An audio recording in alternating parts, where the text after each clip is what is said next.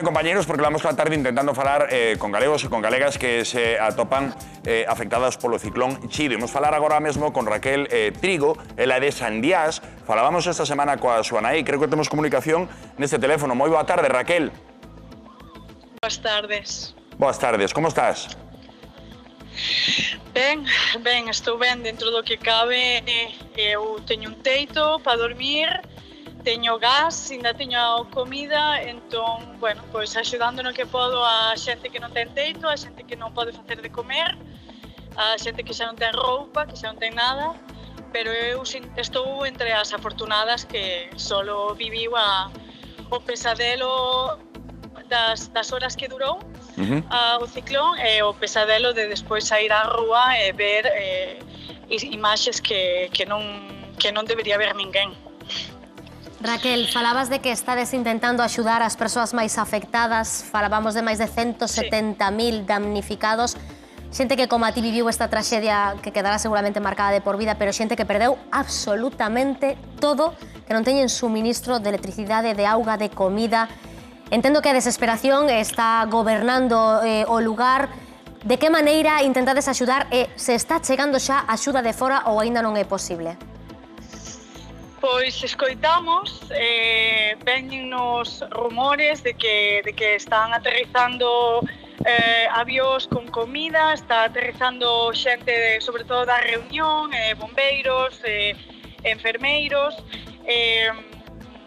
Nos a verdade é que ao pé da rúa non vemos moita axuda, por exemplo, mira, perdón, un helicóptero, é que está Macron acá chegando, en fin. Sabemos que, por exemplo, a xente que estaba protexida nos centros de acollida desde o venres non tuveron comida hasta onte. Hasta onte, que foi mércores. Estuveron 5 días que só se alimentaban a base de auga. Hoxe, por exemplo, nos fomos á base militar onde reparten comida. Para axudar a repartir comida, anularon a repartición de comida hoxe porque supostamente había unha tormenta. Cousas así, entón, pois non vemos moita axuda, parece que hai, pero non se ve. Nós estamos falando cos veciños e, ademais, isto é unha cousa que, bueno, a xente, eu non sei se os galegos, as galegas, os españoles, españolas ou siquera os franceses saben como é Mayotte, pero en Mayotte hai unha población moi grande de persoas migrantes. Claro. E están pedindo os papéis ás persoas para poder darlles de comer. O sea, todas as persoas que prácticamente a mitad da poboación non teñen documentación, esas persoas non van a recibir comida. Eso é unha traxedia. É terrible. Falábamos outro día coa tua nai, que estaba un pouco máis tranquila despois de ter comunicación contigo. Nos decía que ti traballas ali dando clases de español, non? Raquel? Sí, son profesora de secundaria. E nos falaba precisamente tamén das malas condicións antes do ciclón Chido, na que vivía moita xente, e como me dís agora mesmo, falábamos, moita xente migrante sen papeles e non lles van dar ninguna axuda. Pois por ahora nada. Non, efectivamente, non hai protección, pero non hai protección para ninguén. Xa vos digo, nós acá en Mayotte temos, por exemplo, unha crise de auga moi grande, na que recibimos auga nas casas cada 3 días. Cada 3 días temos auga durante unhas horas, senón o resto non temos auga. Así que imaginade as persoas que nas súas casas non teñen auga corrente, teñen que ir a uns grifos que poñen nalgúas zonas da illa.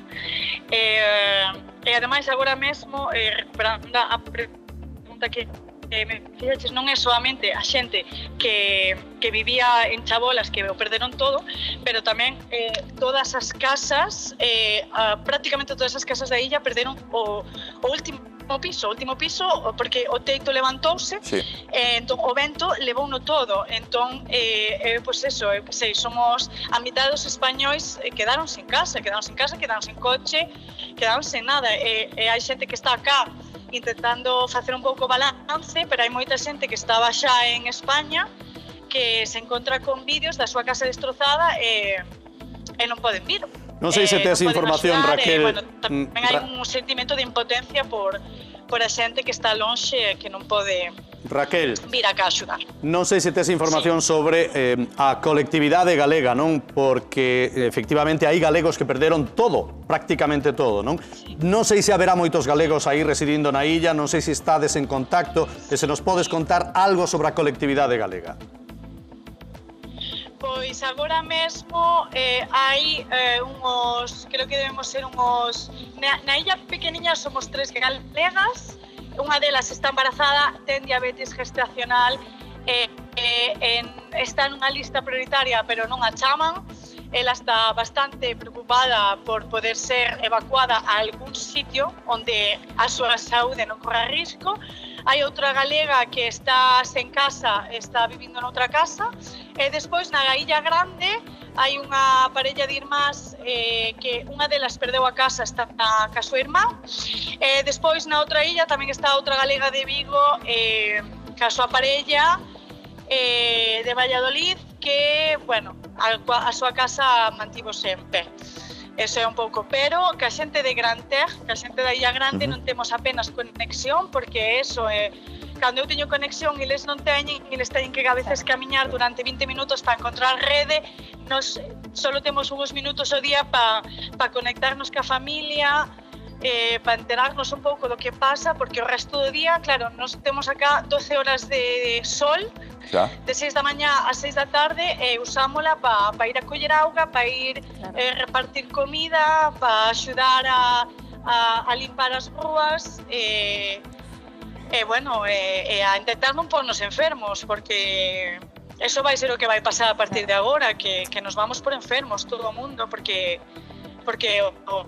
hai moitísimos cadáveres ainda sin recoller, seguramente, porque aquí non hai ninguén que veña, non hai nadie que veña, sobre todo ás zonas de favelas, non? É terrible a situación que nos describes, Raquel, terrible. Decíanos outro día tamén a tua nai que estaba desexando que volveses, non sei se tes previsto, claro, polo que nos estás contando, non sabes ni cando vas poder regresar a Galicia, non? Mira, nos chamamos todos os días ao consulado preguntando como vai o asunto, se teñen novidades. Eu hoxe falei co consulado e volveronme preguntar se quería marchar. Efectivamente, sí, eu quero marchar porque acá nos está a xente con recursos, temos que marchar para que os recursos se racionen cas persoas que non teñen nada. Non sirve de nada que eu este acá pedindo arroz, cando eu podo marchar e que ese arroz lle quede a xente que non ten nada. Que o necesita máis.